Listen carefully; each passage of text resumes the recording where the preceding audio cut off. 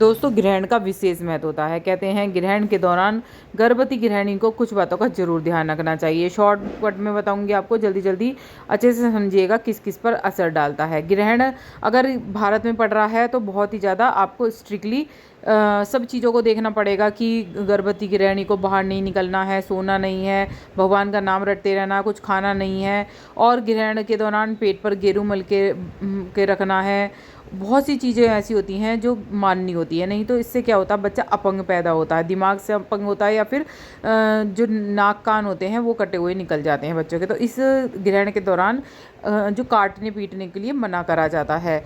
अब जैसे कि बाहर पड़ रहा होता है तो बाहर के लिए इतना नहीं होता कि आपको जैसे कि बाहर नहीं निकलना, इस तरह से नहीं होना होता है। तो बाहर जो पड़ रहा होता है देश में, बाहर देशों में विदेश में पड़ रहा होता है, तो सिर्फ एक काटने का जो परहेज होता है, काटने का, चाकू से काटने का, कैंची से काटने का, इन चीज़ों का परहेज होता है, मशीन चलाने का।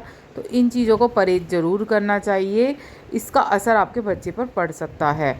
मैंने बता दिया दोनों ही तरीके आपको, भारत में पड़े चाहे बाहर पड़े, इन चीज़ों का आपको ध्यान रखना है। एक राशियों पर बहुत प्रभाव डालता है, चाहे वो बाहर पड़े चाहे वो भारत में पड़े, राशियों पर ज़रूर प्रभाव डालता है। और ग्रहण जो है पड़ने जा रहा है, 2 ग्रहण पड़ेंगे। सूर्य ग्रहण एक तो पड़ेगा मार्च में, जो कि 29 मार्च को होगा। दूसरा सूर्य ग्रहण जो पड़ेगा, दूसरा जो सूर्य ग्रहण पड़ रहा है वो 27 सितंबर का पड़ेगा।